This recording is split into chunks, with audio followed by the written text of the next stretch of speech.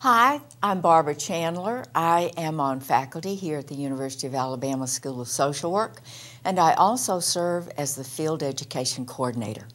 My time today is to be devoted to talking just a little bit about field education and what that might mean to you in terms of applying and coming into the MSW program here at the University of Alabama.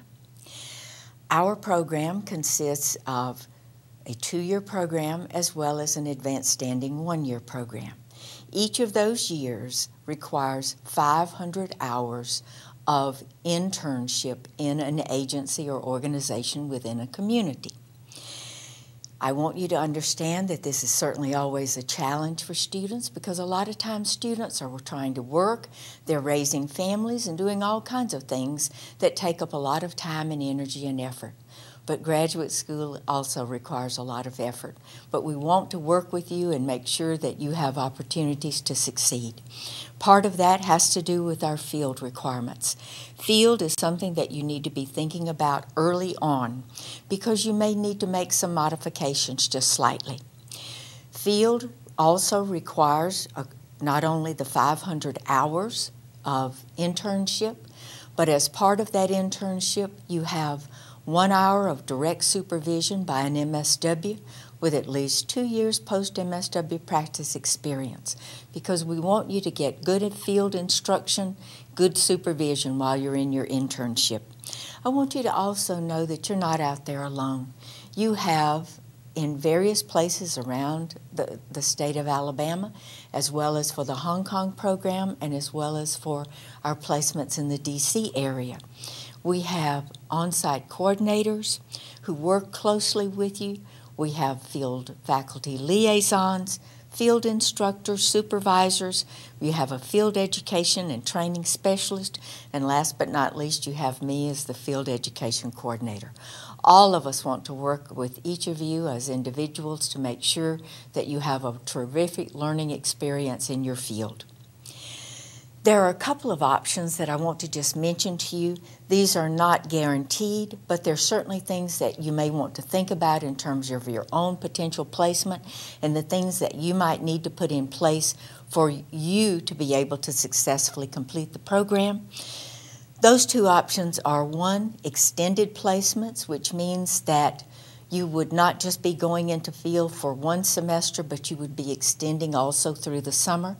There are some requirements in terms of hours and how that would need to be completed, but those are things that we can talk about individually if need be. The second option that I want you to be aware of, that even though it's not a guarantee, it's certainly something we can discuss, and that has to do with occasionally there will be students who will request to have a placement in their place of present employment. That requires a little bit more thought and a lot more hoops to jump through, but occasionally we've also been able to work that out. We have through the years also seen that we have a few people who come from surrounding states that come into our graduate program and participate.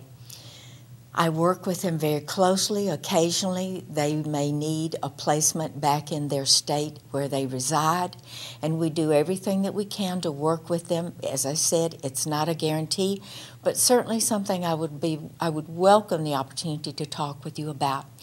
If you have any questions regarding these possible suggestions for you as alternatives to how your program might work, please call me directly and I'll be delighted to talk with you at length. My direct number is 205-348-3934. I also want to let you know that students do not choose their field placements. Now that doesn't mean that you don't have some input because we have a field information form that we have you fill out, and that helps us to have some idea of the kinds of experiences that you've had. Some of your long-term goals, as well as some of the job possibilities that you might consider in the future. So we take all of that, we review that with our committee, we sit down, we review all of those, and the committee then makes recommendations as to what would be the most appropriate learning experience for you as an individual student. So don't think that you don't have a little bit of say in terms of what we do in terms of your field. I also want you to know that In the second year concentration year, students do have the option possibly of going to the DC area for a placement. That is for either concentration, children and families, or adults and their families.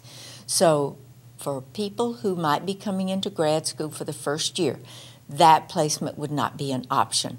But it would certainly be a possibility for anyone who would want to consider that for the second year or their concentration year. I also would like to give you just a quick example of one or two places that will show you the kinds of placements that we would have for you. For example, if you were in children and families, you might be placed in a county DHR office, you might be at pediatric pulmonary at University Hospital in Birmingham, you might be at the Children's Aid Society, something along those lines. If you are in the first year field placement, that is what we call a generalist field placement, where you work with multiple size systems. Something like the Salvation Army or Temporary Emergency Services would be a perfect example of what that might entail. Also for adults and their families, some examples of that might be we have a number of substance abuse programs which we place students in, the VA, and also occasionally places like hospice. We have a number of those as possibilities. So just from that, I can tell you that we have literally hundreds of potential placements that can be used, and I want you to know that I would be delighted at any time to talk with you. I want to hopefully welcome you at some point into our program.